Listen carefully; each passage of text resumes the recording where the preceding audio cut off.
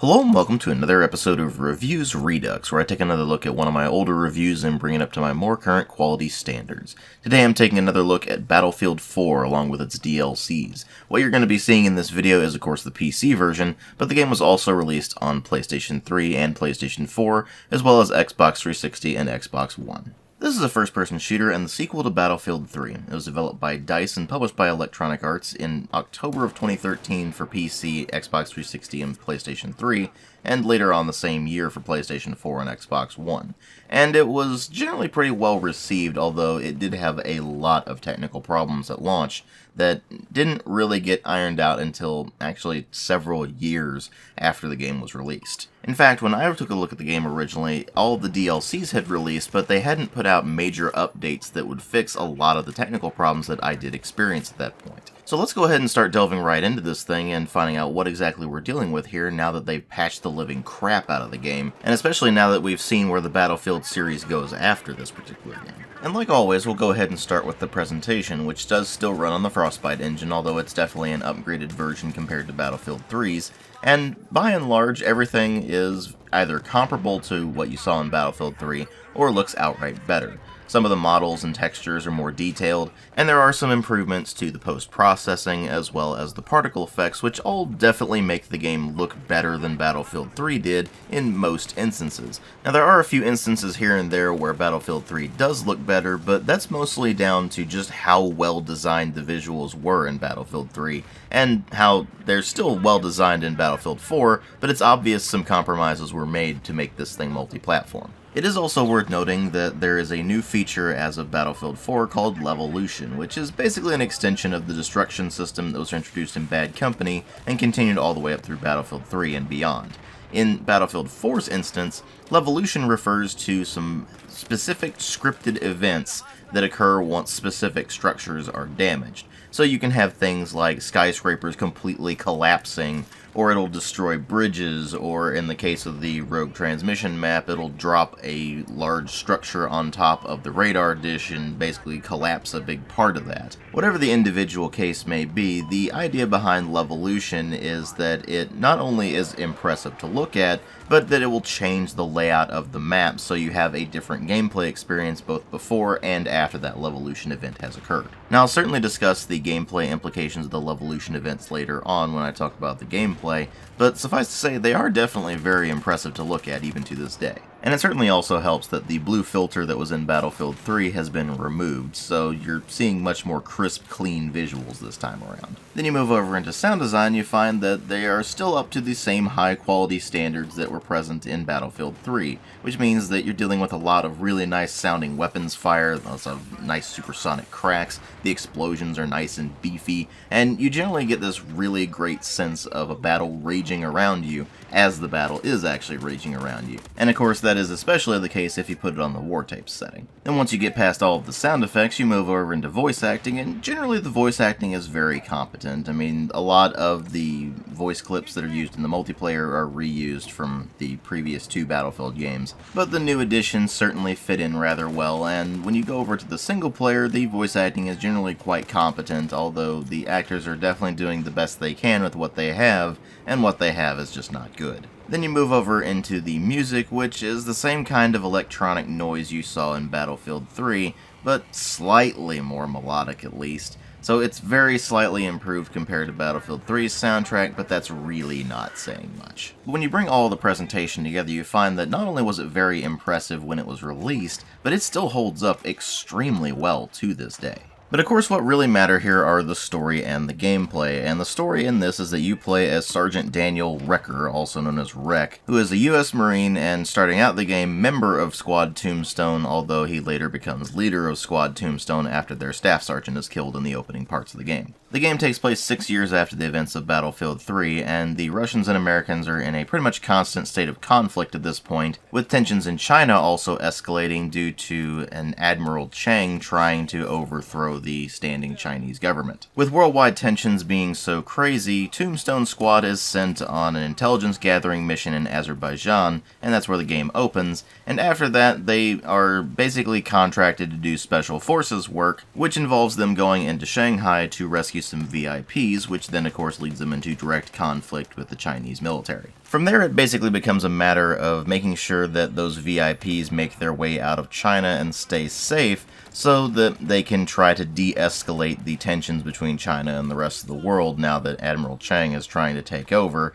And it leads you on a roller coaster of missions that go all over the place and never really seem to have all that much to do with one another. I mean, I'll give it this, it's definitely less scatterbrained than the campaign in Battlefield 3 was, but that's not really saying all that much. That game had entire levels that were devoted to just throwing you into a set-piece moment and had absolutely nothing at all to do with the main events of the story. Here, at least, everything does still have to do with the main story, but what you're getting is dumb and is more often than not just Michael Bay-esque action. And that wouldn't necessarily be so much of a problem if the game didn't take itself so deadly seriously. It is obvious that DICE was utterly convinced that their campaign is actually a work of art instead of just a big dumb action movie. And thus it is painfully obvious that DICE is completely out of touch with reality on this. I mean, they have several moments throughout the campaign where the characters are having conversations with one another, and it's supposed to get you to empathize with these various characters.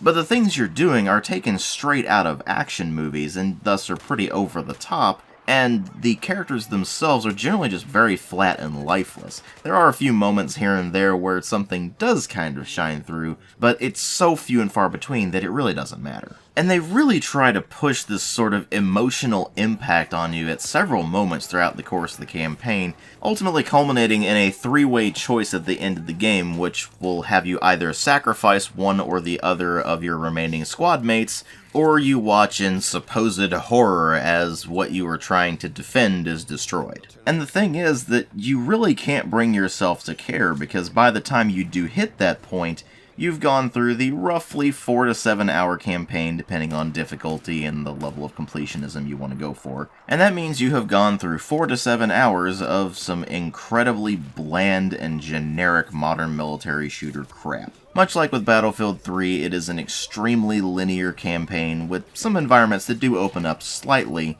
but you're still going to be going on a very set path no matter what you do, and it, again, does not really do anything to show off the capabilities of the Battlefield gameplay style. In fact, the only major addition to the gameplay formula is the addition of some very light squad mechanics, where you can either order your squad to attack something, or you can just spot things, and that's it. It's a pretty pointless mechanic when you get down to it, and the AI is so incredibly dumb, even on the hardest difficulty setting, that the squad mechanics become effectively pointless, both from the standpoint of the enemy AI being dumb and the friendly AI being dumb. A lot of times they will shoot at each other and either not hit each other, or they will hit each other and not seem to do any damage, or in the worst instances, you'll see things like what I'm about to show you. Now keep in mind, this clip that I'm about to show you is of very low visual quality, because I was talking to a friend of mine while he was playing Battlefield 4 and this came up, so we did a screen sharing session and I recorded it directly from that, so you'll just have to bear with me on that. But suffice to say, it should be a very good demonstration of just how dumb the AI can be. He looked at me. He fucking looked at me. Oh, there he goes. Hello, come back. What's the matter? Back.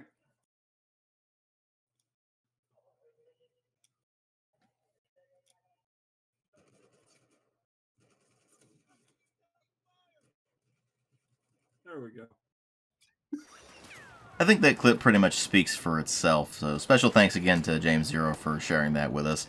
But suffice to say, the enemy AI and the friendly AI in the campaign is incredibly dumb, and what you've got here is a campaign that's really just not even worth playing, except for the fact that you get several unlocks based on playing through the campaign, including a few for getting different endings, so you can go back and play through the ending mission again in order to unlock the things that you missed. But the thing is, that's really the only reason that people will play through the campaign, because, let's face it, the campaign here is just crap, and you're really going to be looking into this for the multiplayer more than anything else. So this finally brings us to the meat of the review. What is the multiplayer like in Battlefield 4? Well, depending on which version of the game you're playing, you're going to have different player counts. So if you play on PC, PS4, or Xbox One, it's up to 64 player matches, and on Xbox 360 and PlayStation 3, it's up to 24 players. This means that the issue that was present in Battlefield 3, where the maps were very clearly designed for lower player counts and then just expanded to meet the needs of 64 players without much thought put into them, shouldn't be as much of an issue, right? Well, unfortunately, that's not so much the case. Most of the maps in this were clearly designed for smaller player counts and then still expanded. It's just that they were expanded in better ways than they were in the previous Battlefield game. Now, of course, the thing is that size was only one part of the issue with the maps in Battlefield 3. The main issue was that they were clearly not designed for Combined Arms gameplay. So what about the design of the maps with relation to Combined Arms gameplay in Battlefield 4? Well, unfortunately, it's pretty obvious that they were mainly designed for infantry combat with some maybe light vehicle support, as opposed to proper Combined Arms gameplay. It seems that DICE learned basically nothing from the poor map design of Battlefield 3 and just decided to keep doing the exact same thing with Battlefield 4. I mean, hell, in one of the DLCs they brought back Operation Metro, which, if you've seen my Battlefield 3 Redux, you would know that it is the worst map in the entire Battlefield series. And yet they brought it back. By popular demand, apparently. Which honestly probably says way more about the mindset of the modern Battlefield fan than anything I could ever say. And while I'm on the subject of DLC maps, it's rare that you'll find a server actually running them, because the vast majority of the DLC maps are absolutely terrible. I mean, to give you an idea, the Naval Strike DLC is all about naval warfare, and that's not something that's really been all that big in the Battlefield series to begin with, and since it's only done in particular in the Naval Strike DLC, well, it's pretty obvious that the game was not designed with naval warfare in mind. Then if you move over to the Dragon's Teeth expansion, you have some of the absolute worst maps to ever plague a Battlefield game, with the likes of, say, Pearl Market, which is a completely chaotic CQB clusterfuck that is downright infuriating to play. In fact, the only halfway decent map in that entire expansion is Propaganda, and that's only because Propaganda is just a fairly mediocre map. Then if you move on past those, you have the Second Assault DLC, which is literally just maps from other Battlefield games that are copied and pasted and tweaked slightly in the case of, say, Gulf of Oman, and none of those are particularly good. And then if you look at the other two major DLCs, which are China Rising and Final Stand, both of those are fairly mediocre as well, although Final Stand does introduce the railgun, which is completely insane, and which will inevitably piss off just about the entire server if you do decide to pick it up. So that ends up being more trouble than it's worth. And then there are the additional free maps that they introduced as part of Operations, which was a free DLC, and those are the night operations of certain maps, as well as Operation Outbreak and Dragon Valley 2015, which is a reimagining of a map from Battlefield 2. But the thing is, you wouldn't necessarily know any of that going into the game now, because the vast majority of servers are either 24/7 single map servers, usually of Operation Locker, which is unnervingly similar to Operation Metro, although it is definitely a better map than Operation Metro, because at least it has more flanking routes. But anyway, if it's not a 24/7 single map server, then generally it's just a rotation of the base game maps without any of the DLC maps included. So most of the time you're not even going to be able to play on any of the DLC maps to begin with. And of course that can certainly be a problem in some instances, because the DLCs also introduce new weapons, a lot of which require you to complete challenges on the new DLC maps in order to unlock them. So for example, if you want the DAO-12 shotgun, then you have to get a shotgun ribbon and raise or lower the security gate on Caspian Border in the same round, which means that you need to find a map that's running Caspian Border. If you want to get the F-2000, you have to get a bunch of kills on the Operation Metro map. If you want the M60, you have to destroy a bunch of vehicles on the Gulf of Oman map and get the anti-vehicle ribbon all in the same round. And perhaps most annoying, if you want the overall best pistol in the game, which is the Desert Eagle, then you have to get 20 headshots with the Se Unica, which you have to unlock by going on the Sunken Dragon map as part of the Dragon's Teeth expansion. So in this particular instance, it's not like Battlefield 3's DLCs in which they were basically pointless to have. It's actually worth having the DLCs in Battlefield 4 because of the new equipment that you get, but then you go into the actual game and you try to find a server running the maps so you can actually get that equipment, and you're basically just SOL. And I think this is actually an appropriate time to segue into the massively expanded unlock system, which has made the game even more ridiculously unbalanced than Battlefield 3 was. Now, in terms of what weapons are available to you, all of the best weapons in the game, except for the Desert Eagle, of course, are available in the base game without buying any of the expansions. The thing is, you're going to have to complete a potentially very severe grind to actually unlock those items. So to give you an idea, arguably the best assault rifle in the game is the Scar H. You unlock that at 4,000 assault score, which is really easy to get. Meanwhile, arguably the best sniper rifle is the SRR-61, which is the M200 intervention, and that's unlocked at 42,000 recon score. So far, this sounds like it's roughly the same as Battlefield 3, right? Well, you also have to unlock all of the different attachments for the weapons by using them, and you get a new attachment every 10 kills.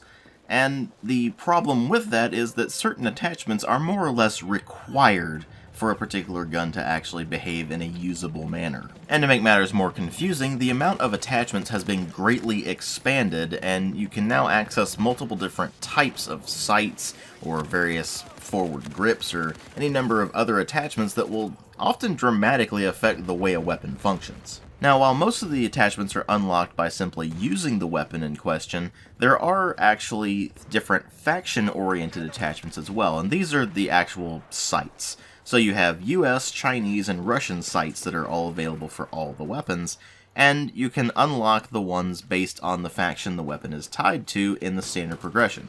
So for example, if you're using a Chinese weapon, then it's going to unlock all of the Chinese sights first. If you're using the Russian, it's going to unlock the Russian sights first, and so on and so forth. And if you want any of the other types of sights, so say you want a Cobra sight for your Scar H, well, you're actually going to have to get it through a battle pack. That's right. Certain attachments for certain weapons can only be unlocked through the use of loot boxes. For those of you who were thinking that loot boxes have only really been a thing since, say, 2016 with the release of Overwatch, unfortunately they were a thing well before then. And EA has always been a very big proponent of loot boxes. Now, of course, loot boxes can be earned simply by playing the game. You'll level up and get them. You can complete different assignments for certain weapons, like getting, say, 100 kills with them in order to earn loot boxes. But you can also, of course, purchase them. And there are 3 different tiers of them. There's bronze, silver, and gold. Bronze ones contain 3 items, silver contain 4, and gold contain 5. And all of them have different settings for the rarities, so obviously you're going to find the more rare items in the more expensive gold battle packs. But the thing is, you're not only getting weapon attachments through these battle packs, you're also getting experience point boosters, as well as different dog tags and even camouflages. So of course you could open a battle pack and it might give you a bunch of attachments that you did really want, or you could open a battle pack and it'll give you a bunch of attachments for things you don't even use, and probably never will, or it could give you basically nothing but boosters, or it could give you nothing but camouflages, or any number of assortments of all of those things, and it is completely random as to what you're going to get. Now again, for the most part you're not getting the major gameplay affecting attachments and such through the battle packs. You're getting more of the cosmetic stuff based on what particular sights you prefer, and if you prefer to have a laser and light combo and that sort of thing. But it is still a very slimy practice that does show a pretty strong disregard to the actual player experience, and really does make the progression system quite a bit worse. And as if that weren't enough, the grind was expanded even more than Battlefield 3's, not just by nature of the various attachments, as well as the expansion of a bunch of new weapons being thrown in, but also the addition of 3 new weapon categories that are unlocked depending on how far into the progression you've gotten. These 3 categories are carbines, designated marksman rifles or DMRs, and shotguns. And they are unlocked by, with carbines getting 15,000 score as an engineer, with DMRs getting 32,000 score as a recon, and shotguns getting 35,000 as a support. And once you've unlocked those, they're available across all 4 of the classes. So you can be an assault class and use DMRs or shotguns or carbines, and the same is true across all 4 of those classes. It's a nice feature, and it really does help to expand the capabilities of the different classes. So for example, if you're tired of playing your recon class as simply a sniper and staying as far away from the action as possible and just constantly spotting things, then you can pick either a carbine, a DMR, or a shotgun and get more into the medium and close range engagements without really worrying as much about having your capabilities weakened. Now that said, once you unlock the categories, each category has its own progression. So let's say you unlock the carbines and you get access to the AK-5C by default, and you really want the Ace-52. Well, you have to get 37,000 score with carbines in order to unlock that.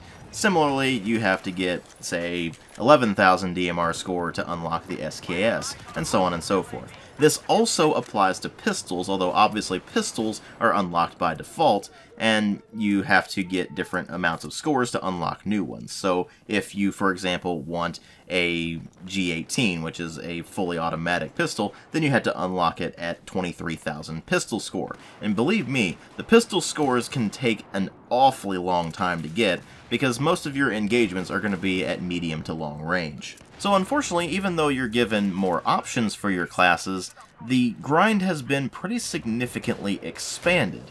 And that's not just in the weapons department, it's also in the classes. So for example, if you're playing the assault class, then that's supposed to be your medic as well. And you start with a very basic medic pouch that if you throw it at somebody, then it will give them 10 hit points every few seconds until they get back up to full health. And that's the only gadget you start with. So you don't even have the proper medic crate that has the radius-based healing effect. You can only throw medic pouches at individuals, which is something that they would do again when you get to Battlefield 5. It was annoying in Battlefield 4, it's just as annoying in Battlefield 5, if not worse, because at least in Battlefield 4, you had the medic crates that you could throw down and it would give an area effect automatic heal. Ammo is the same way. When you get the support class, you start out with just a basic ammo pouch that you can throw at one particular individual and it will give them more ammo, and you eventually unlock the ability to throw down ammo crates that will give an area of effect ammo restoration effect. So 2 of the classes have even weaker capabilities than Battlefield 3 at the start, and they've expanded the grind significantly. And you can probably see where I'm going with this. EA, of course, is selling shortcut bundles for Battlefield 4 as well. They did it with Battlefield 3, and we knew they were going to do it with Battlefield 4. What we didn't know was that it was going to be so egregious because of the sheer amount of grind required just to actually unlock the stuff by normal play. It's just a very slimy business practice that very negatively affects the gameplay balancing of Battlefield 4 in the long run, and that ends up being a pretty significant problem. And keep in mind, of course, this is on top of the basic gameplay mechanics being more or less the same as Battlefield 3's, which means that it doesn't really encourage team play all that much, and the players generally run around like headless chickens and just play it like it's Call of Duty on bigger maps and with vehicles, and they don't really play it like a proper Battlefield game, play the objectives, and work together as a team. Although I think a lot of that is just because of the demographic shift of Battlefield away from the people who played Battlefield 2142 and before, and over to people who played Call of Duty and just migrated over to Battlefield once they decided they had enough of Call of Duty. Now don't get me wrong, that's not every single experience you're ever going to have with Battlefield 4. There are instances where you'll hop into a server and everybody clearly knows what they're doing and they're playing it like a proper Battlefield game, but those are, like in Battlefield 3, very few and far between.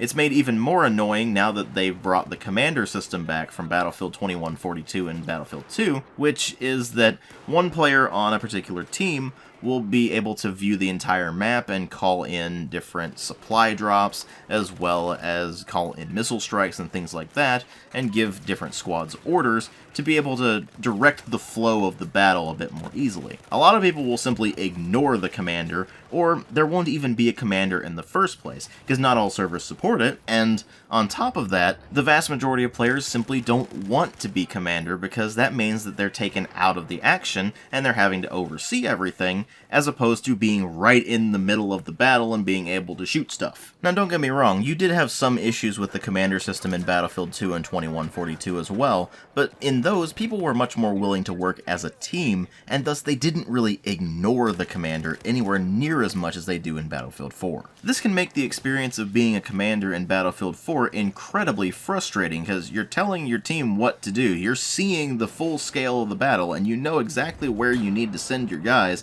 in order to do the most damage, and yet they're just not listening to you. So, more often than not, a commander will probably just drop out of the commander slot and hop right back into the game and play it normally, because commander isn't really all that necessary to win battles in Battlefield 4. It can certainly help, but it only really helps if the commander is very competent and the team is willing to listen, and those two things very rarely line up, unfortunately. So with so much of the game being very slightly tweaked from Battlefield 3 or introducing new ideas like the commander system that are ultimately not used all that much, is there really anything in Battlefield 4 that's worth mentioning that makes it better or worse in the long run than Battlefield 3? Well, there is one major improvement, and that is the netcode, and this includes both the general improvements to netcode overall, as well as the introduction of 60Hz servers, which they introduced 2 years after the game released. I suppose it's better late than never, but by the time they released the 60Hz servers and the game became basically playable, because on 30Hz servers the experience was terrible, most of the player base had moved on to other things, because 2 years is an awfully long time to stay dedicated to a specific multiplayer game in an era where you're getting a new Call of Duty every single year, and you're getting a bunch of other multiplayer games that are going to be taking up your time as well. But I do have to give them credit where credit's due. They did stick by their game, and they did make sure to patch out nearly every single technical problem that was in the game. Obviously, they introduced the 60Hz servers, and they improved the netcode in general to make it a much smoother experience with regards to hit registration and damage modeling and that sort of thing. But they also patched out almost all of the glitches in the game, and they even removed the battle log requirement. See, when the game launched, it was launched like Battlefield 3 was, where you had to log into the website Battlelog to be able to launch the single player or the multiplayer, and you had to use that to find your servers and everything like that. And eventually they patched in the ability to do all of that from the game client itself. So you just start the game, and you can immediately either hop into campaign, or you can hop into multiplayer, you can go into the matchmaking, or you can hop into the server browser, and you have the full functionality of it. Although for some utterly baffling reason, they didn't put the ability to change out your loadouts in the main menus for Battlefield 4. It's something they would do in later games, but not this one, and for the life of me, I can't figure out why. But unfortunately, aside from improvements on the technical side, most of the gameplay issues that plagued Battlefield 3 are still present here, and in some cases are made even worse, like in, say, the progression. And that just ends up making it something of a mess, because if you've played Battlefield 3 already and you go into Battlefield 4, it's going to feel like much of the same, but with the grind enhanced quite a bit, and you're going to notice the improvements to netcode quite a bit, but other than that, it's going to be very familiar to you. And it's just going to feel more like a reskin than a proper sequel. Meanwhile, if you've never played Battlefield 3 before this, you might go into it and find it a bit impressive, but then all of the gameplay faults are going to start sinking in and you're going to run into problems with that. So, Battlefield 4 just ends up being in this really odd spot where even though the game has definitely improved quite a bit, it hasn't really improved enough to make all that much of a difference. Sure, in my original review of it, I gave it a 1 out of 5 because it was just an absolute disaster at that point. But even after all of the major technical improvements, it's just not that much better. And thus, I'm giving it a 1.5 out of 5. Thanks for watching.